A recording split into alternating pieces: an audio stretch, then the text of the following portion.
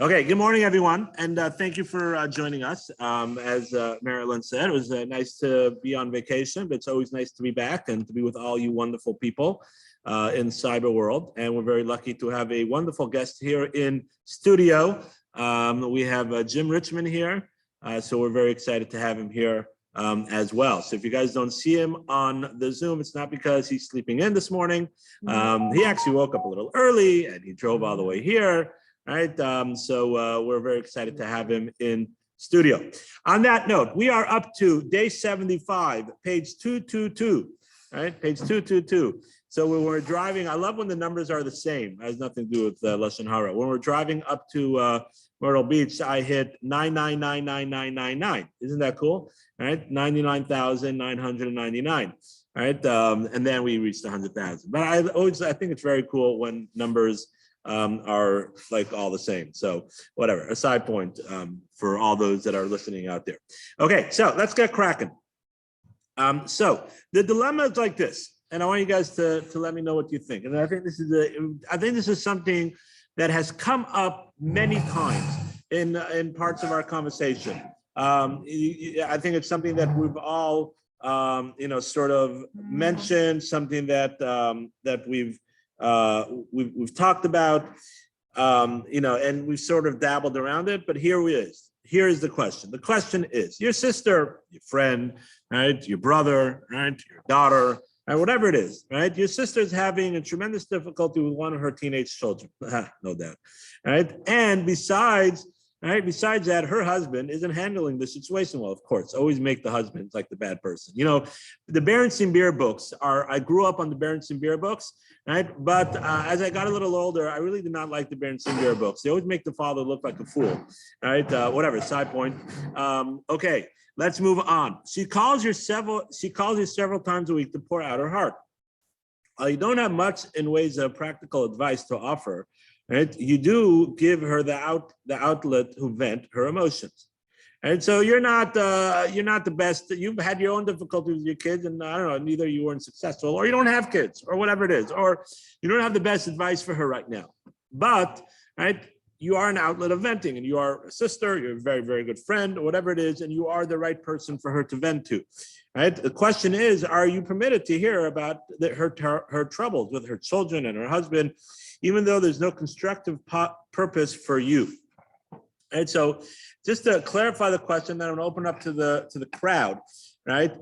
To LS is 2 points, right? Remember we had the case the other day, right? A very interesting case. We had where you were looking into partnering with someone, whatever it is, or a shidduch for your daughter or for your son, right? And someone was talking to you about the troubles of someone at their work, right? So, and it happened to be, they didn't know that you were actually looking into this person as a new business partner or a match for your daughter or your son or whatever it is, or for yourself, right? So for you, listening was toelis, right? But for the person speaking, it wasn't toelis. There's no purpose. He was just ranting. Right. So we explained that toelis has to be a two-way street. If for the person that is speaking, it's not toelis, so the person that's listening, it's not toelis either. Right. So the question over here is, right, where it's toelis for the person speaking, she or he needs to get this off their chest. They might be hoping that you have some advice for them.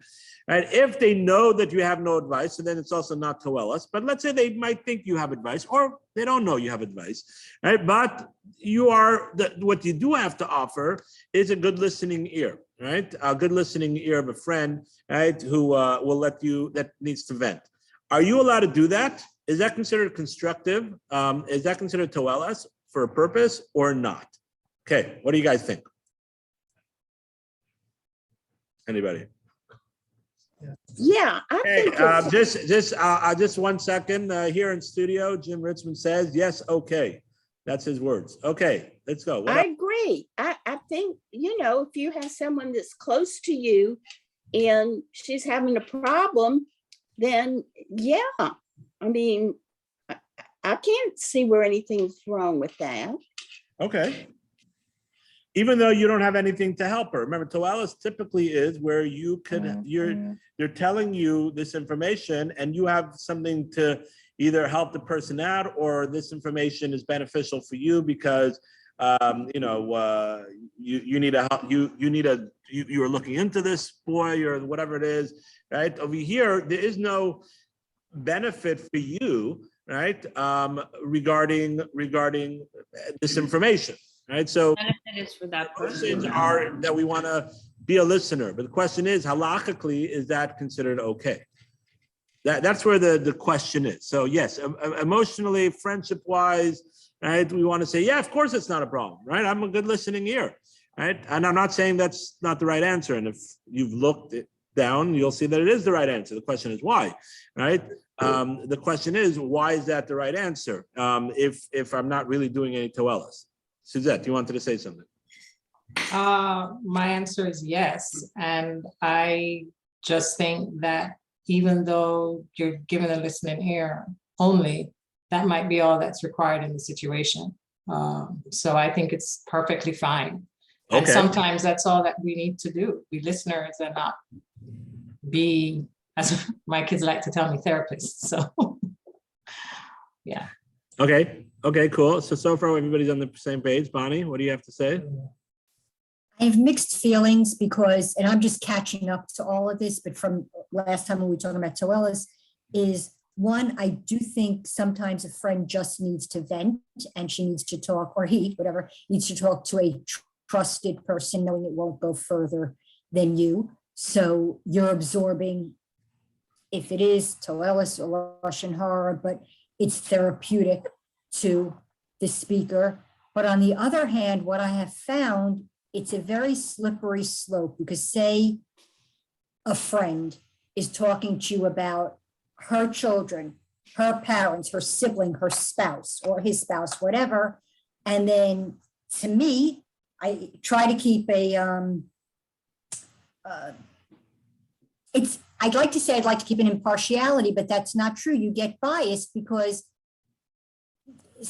say someone talks about their child doing something they're really not happy with, and then you're going to remember that. I'm going to remember that this kid did I'm trying to give my friend just support.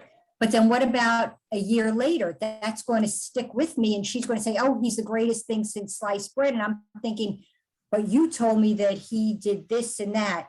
I don't know if this makes sense, ladies and Rabbi Feigenbaum, if I'm going off on a tangent, but I feel like it's a slippery slope when you listen to things and you really do have the best intentions of just being a listening ear. You are absorbing things that you may not be able to forget, and it's going to be a negative bias against whomever our friend is talking about. Okay, excellent point, Bonnie. That's an excellent point, and that's something that we always have to be wary of when we hear the news, when we, hear things that are posted, and especially nowadays, Rabbi Yatzel and Patzel could post whatever they want, right, and give their insight and their thoughts, and so yes, we are always definitely affected and imprinted by what we hear. The question is, and I think that's what you're pointing out, that you're not sure, right? What overrides what, and how much is that considered a problem to be wary of?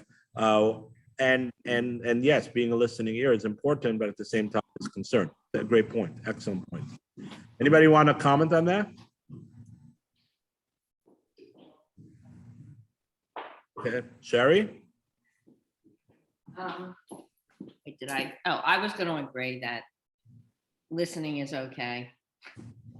Okay.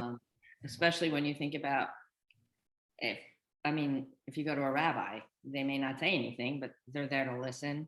And if there's something they can offer, So are you trying to say it depends who you're talking to? Listening is okay? Not necessarily.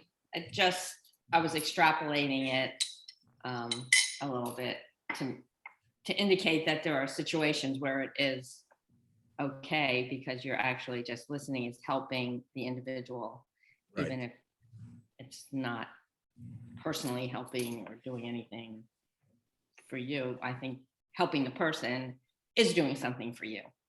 Okay, excellent point. And I think you're all on the same page.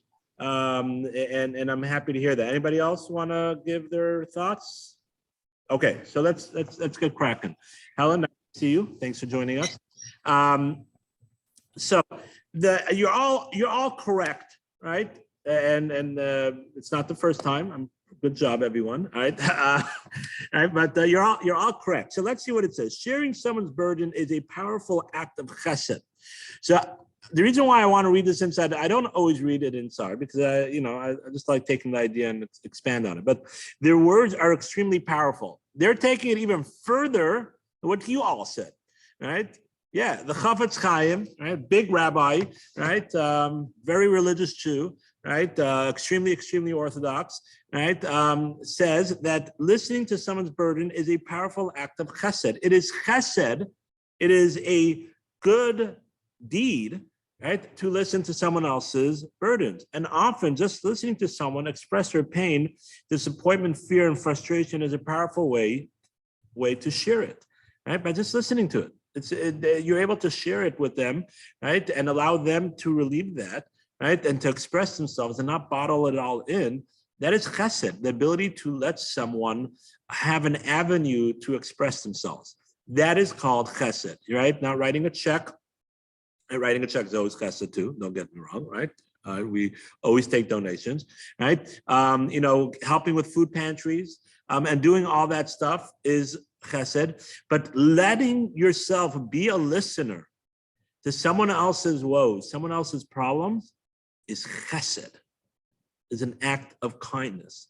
It's not only being a good friend, it's not only, it's okay. It is chesed. It is an act of kindness. If you can help someone put the situation into more positive perspective, you should do so. And if you have an ability to, navigate the discussion, maybe not give them the best advice, but just be able to let them, and sometimes by just being able to have someone to listen to, you yourself put things in perspective, by talking it out. I was learning with someone yesterday, and we're doing Ethics of Our Father, Pirkei Avot, which we did in a class a couple years ago, right? We actually did it over a 6-year for those that were here for the Pirkei Avot classes, right? But one of it says is the famous 48 ways to acquire Torah, right? Ace of Torah has a whole series on it, right? I highly recommend. Type in 48 ways in H.com. They have articles on each one, right? I gave a class on it. I gave them in the night series on it. Right? Check out my YouTube channel, right? But one of the first ways of acquiring Torah is Mitzvot, is utilizing your lips, speaking it out. And the commentaries ask, we're talking about acquiring Torah, right? The one beforehand is being a listener. Right, so that makes sense. You have to be a listener to be able to listen. You have to be willing to be a student to listen and be a Torah, to acquire Torah. But to be a speaker, right? Okay, that's the rabbi's job. That's the teacher's job, right? But as a student, right? That's one of the ways to acquire is by using your lips. And I saw this beautiful idea, right? Is that one of the best ways to make sure that you are clear in what your thoughts are, right? Is being able to verbalize it. There's a famous line from Chaim Brisker, the rabbi of Brisk in the early 1900s, right? That he said like this, and he said it in Yiddish, and I'll translate. He said, "Was felt in Havana, felt in Hasbara.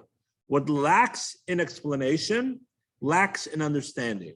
Because a lot of times we have so many things going on in our head. We have this thought and that thought, and we're putting it all together and we're mumbling it all together. And sometimes it also makes us frustrated about, right? It makes us frustrated about what our daughter's doing, our son's doing, our spouse is doing, or a best friend is doing, or a congregant is doing, or a stranger that you see they're posting things, whatever it is. And most of the times people post it wrong, but okay, right? And they shouldn't be posted. I don't know, wrong, it shouldn't be posted, right? But on a side point, right? But back to our topic, we have it sort of all mumbled and we can't really clear it. And therefore we get all frustrated, and we sort of put everything all together. And by just having someone to listen and being able to verbalize it, right? A lot of times you catch yourself and say, well, it's not really, the situation's not as bad as I thought. right? Because, she's really a good girl, she's just going through her things, it's okay. She's being a little defiant, but, it's just, I sort of grouped it all together with other things that are going on, right? But she really does help out, and she really, helps clear the table, and she does make her bed, and she's doing well in school, right? And, and when he's talking it out, it's not all mumble jumble. The person didn't say anything, right? But just having the ability to express yourself, you're able to, a lot of times, just clear the situation up in your head. If it was about your spouse, about your children, about a good friend, right? About a community member, or whatever it is, right? But just speaking it out, a lot of times you hear yourself and say, maybe I'm a little overreacting. I just had it a couple of weeks ago with someone. Someone called me about something, right? And I really stayed quiet the whole time. I'll be honest, right? I was listening, and by the end of the conversation, right? Jim's laughing that I stayed quiet, right? But at the end of the conversation, said, "Oh, thank you, Rabbi. You really helped me out. I see I overreacted." I said, I maybe said a word or two here or there, but just allowing them to speak it out, and maybe, yes, governing, maybe directing their thoughts in a certain way, right? But really just letting them speak it out, asking pointed questions, so what good acts do they do, or whatever, but made them realize that they're overreacting just by talking, right? So chesed, it's a very powerful thing to allow someone the opportunity to speak out and to have that avenue in a safe way, right? Of listening. At the same time, right? Let's continue. And Bonnie, do you keep listening to the same troubles, right? Okay, we'll get to that, Bonnie, in a second, right? Let's continue, right? But, right, however, the aggressive person may not be ready to do some act. Just listen and wait. Okay. Caveat. You see that? I skipped a couple lines. Caveat. And you are not allowed to believe that what you are hearing is 100% true, nor are you allowed to act upon it. That's the caveat. And this is where it gets hard. And Bonnie, this is where your difficulties are, right? Even though you are doing chesed, you're helping the person out, right, by listening. And if you have advice to give, good, give advice or direct the conversation a certain way. And they might not be ready right now. Sometimes the best thing is not to say anything because they're not ready to hear anything. They just think you're going to take their side or whatever it is, the other person's side. Just try to send the direction in a certain way, right?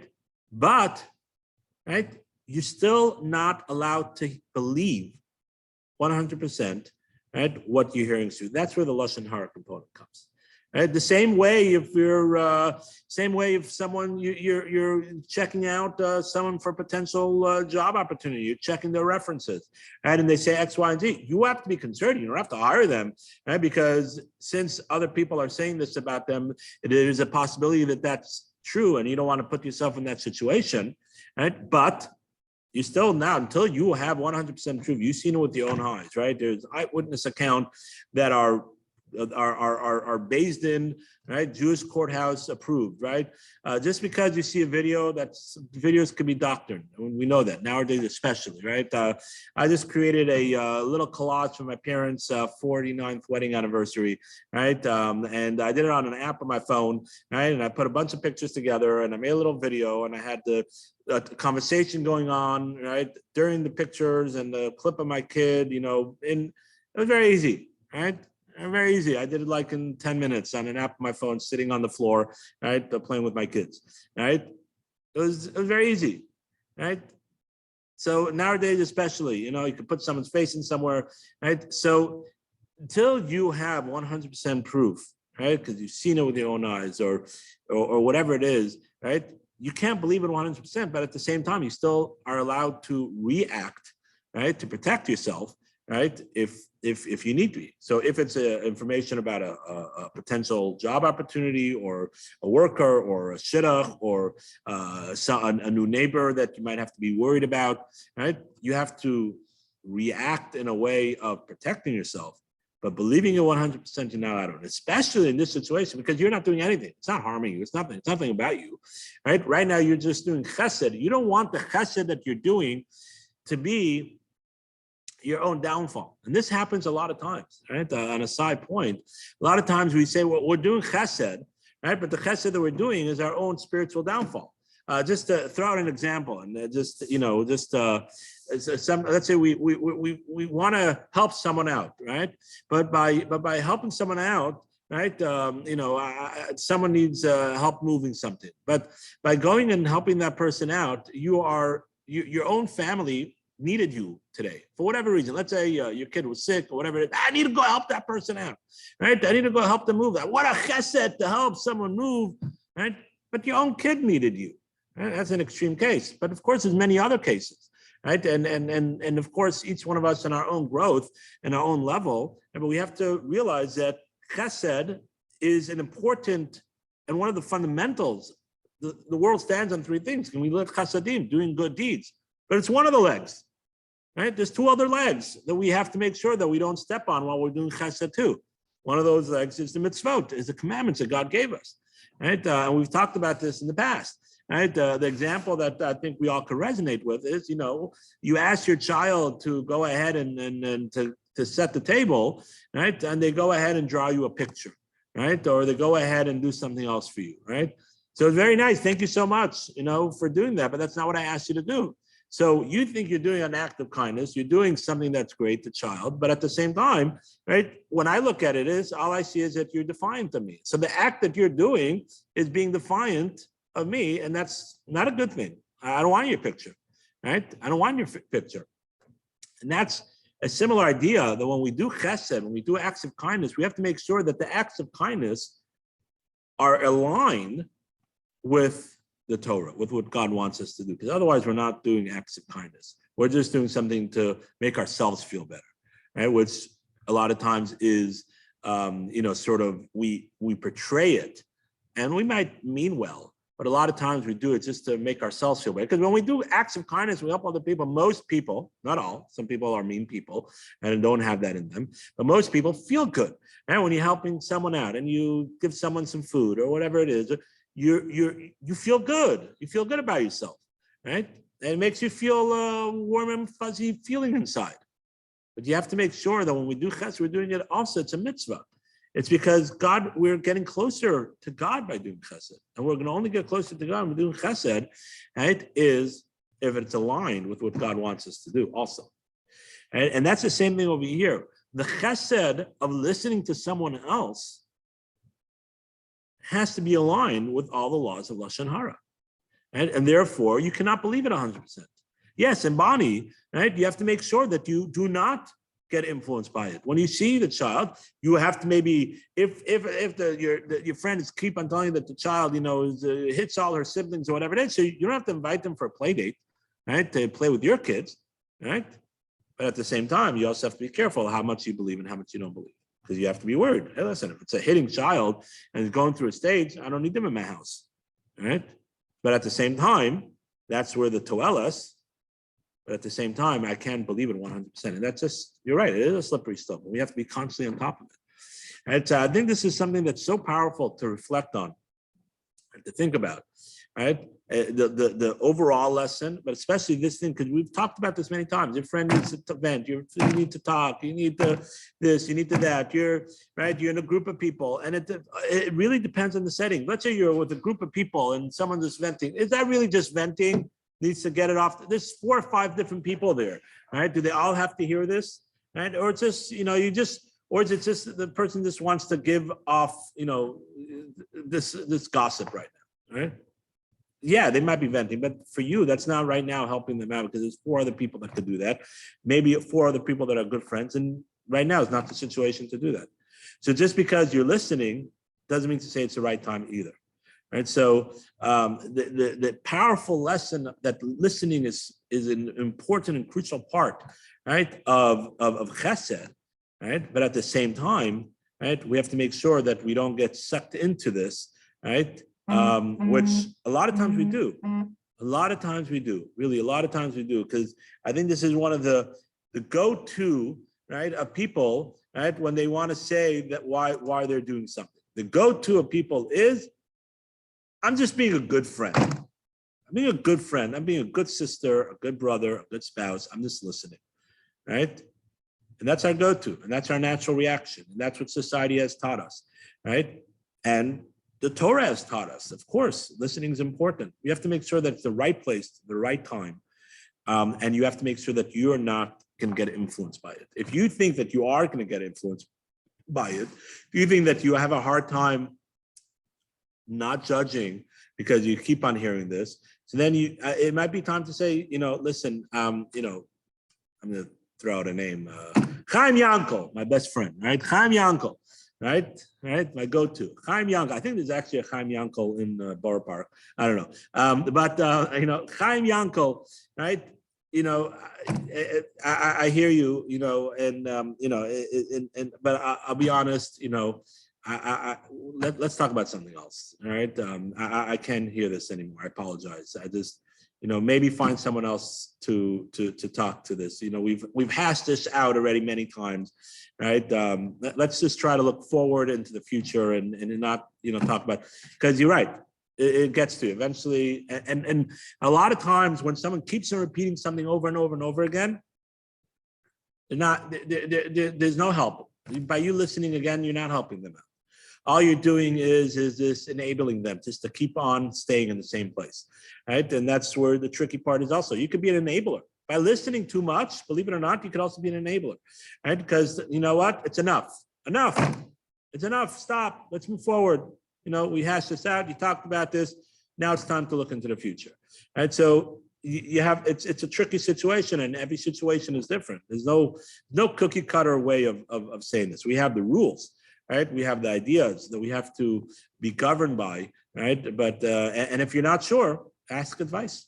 Right? It's always good to ask advice. Hey, listen, I'm in this situation, right? This person keeps on saying names. This person keeps on, am I doing the right thing or not? I actually just had someone a couple of days ago, right? Ask me, someone has been a family member, right? Is in a fight with another family member, unfortunately, right? And every time they call, right? They just keep on, saying over the same thing, right? So I said, it's time. Don't respond anymore. Just say, I hear, this person, you have to listen to them because it's a family member and you can't just hang up on them, right? But, just mute. Don't tell everybody I said this, but just mute yourself, right? Put it on speaker, let them rant, right? And then at the end of the conversation, unmute yourself, I hear, and then move on.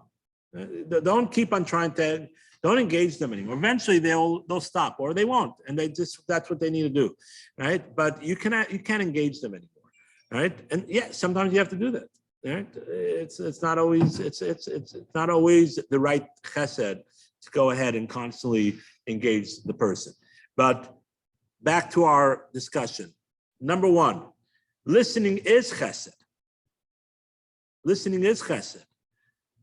Number two, caveat, you have to make sure that you don't believe everything you hear.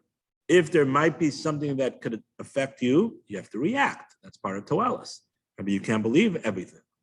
And number three, right, listening too much might be enabling, and you have to figure that out, right? And that also not only enabling, but also starts wearing you down, and you start believing what you're hearing, right? And you have to be careful about that. So those are, I think, the three main points that we have to reflect on from this discussion. Any comments or questions? Go ahead, Bonnie. Two quick things. Please tell me again what day we're on. Was it around 83?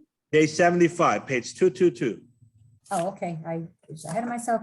And also you mentioned about Rav Noach's 48 ways. I just want to give a heads up to this book. I actually study this with Brandon. We talk almost every day and we learn for a few minutes a day. This is a really good, very easy to read. I don't like those hard, complicated books. These are 48 ways. It really helps with your character traits. One of them being the art of conversation, how you speak and how you arrange things on your lips so you understand it and you can speak clearly. But highly recommended. Very easy reading. You can pick it up whenever you want, set it down whenever you want. 48 Ways to Wisdom. And it's Rav Noach Weinberg's teachings at Ish Torah. Sorry, just more a plug. No, it's fine. Any Really other good. comments or questions? Okay, so we're gonna end the class today a little early. But I just want to end off with the quote of the day on page 223. And it's from Mishlei, King Solomon himself. And the quote says this: a person who listens will be able to speak forever. What does that mean? Right? A person who listens, and sometimes the quotes are pretty straightforward, but here, a person who listens will be able to speak forever. So I think what it's saying is like this: and when you are a person that is a listener, and a listener means to say that you internalize, right? We're not giving a whole class on listening, right? But you internalize things, right? Then you really are someone that will be heard forever. And you could speak, and we have plenty of people that speak. You go to some corners and people are speaking all the time, right? Unfortunately, society should and help them, right? But you have people that are speaking all the time, right? People are doing their podcasts, and you have people that are doing their video lives. I'm speaking, right? Right now, what do people listen or people don't listen? Right? Speaking forever means to say that your words will be forever, for eternity, and that is because if you're a listener, then people value what you say because you're not just always interrupting people, not always needing to have that last word, right? You are someone that values other people's words, then they will value your words. And that's, I think, what King Solomon is trying to tell us, and something that's extremely important and fits very well to what we are talking about today. Okay, thank you all for joining us. I'm going to stop the recording. Just a quick reminder. Didn't stop.